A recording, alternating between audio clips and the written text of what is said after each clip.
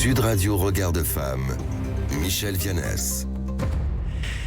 Une grande et belle année à toutes celles qui se battent pour les droits des femmes en 2026. Et bien sûr, nous avons notre présidente de Regard de Femme, membre du Haut Conseil à l'égalité femmes-hommes, Michel Vianès. Bonjour Michel.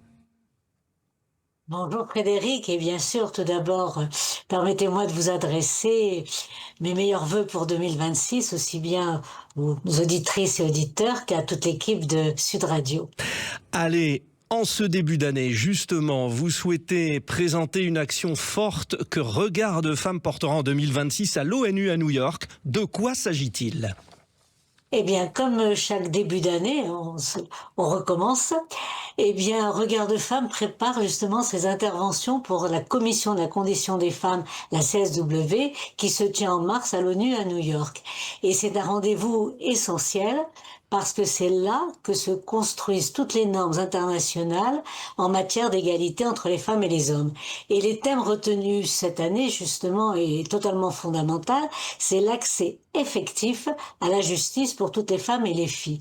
Bien sûr, le droit est reconnu par les textes internationaux, mais comme vous le savez si bien, il reste trop souvent théorique. Et c'est pour ça que c'est dans ce cadre que Regard de Femme va organiser justement 2 événements pour mettre en lumière des obstacles majeurs à cet accès à la justice aujourd'hui, les violences numériques et l'absence d'identité juridique. Bon, alors, justement, les violences numériques, parce que quels que soient les débats que nous menons sur l'antenne de Sud Radio, on y vient toujours à cette problématique, la violence numérique. Pourquoi est-ce un enjeu central aussi pour les femmes ?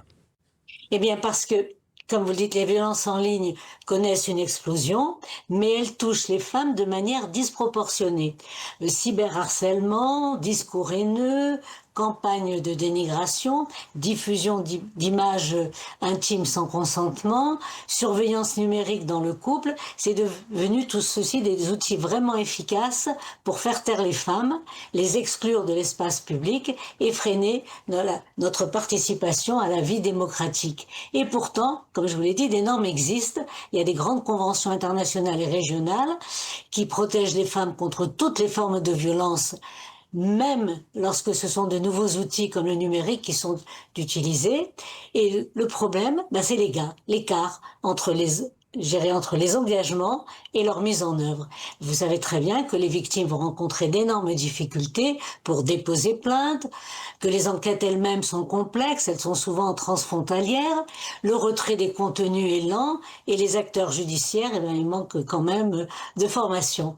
Alors l'événement que nous allons organiser le 10 mars à l'ONU, à New York, va mettre en lumière ces défaillances, va présenter des bonnes pratiques, il y en a, notamment en Europe, au Canada et en Afrique francophone, et va formuler des recommandations concrètes pour adapter cet accès à la justice à l'ère numérique. Second événement onusien de Regard de Femme en 2026. Pourquoi est-ce un levier si déterminant, ce droit à l'identité ? Alors c'est un de nos grands combats depuis des années, et bien tout simplement parce que sans identité juridique, aucun droit ne peut être exercé.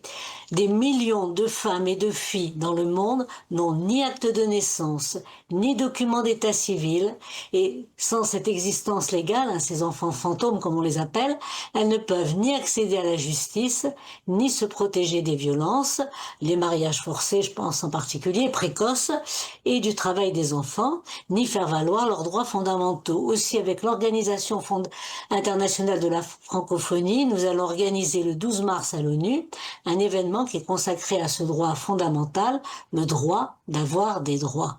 Et nous allons montrer donc que des systèmes d'état civil fiables sont indispensables pour garantir l'égalité devant la loi, et en particulier, l'implication des femmes dans la déclaration de naissance est un levier décisif à la fois pour la justice et pour le développement. Et c'est à travers ces 2 actions que Regard de Femme va porter son message clair à l'ONU. L'accès à la justice ne doit pas être un privilège, mais un droit réel partout et pour toutes. Et tant qu'une femme sera réduite au silence par la violence numérique, tant qu'une fille restera invisible faute d'identité juridique, l'égalité, ça va rester un mot creux. Et en 2026, l'objectif principal de Regard de Femme, faire de la justice un droit réel et non une promesse. On pense déjà à vos grandes victoires pour 2026. Regard de Femme et vous-même, Michèle Vianès. Merci pour cette dynamique de combat, parce que c'est là que ça part, déjà la volonté. Merci à vous, bonne journée, Michèle. Merci à vous, Frédéric, et bonne journée.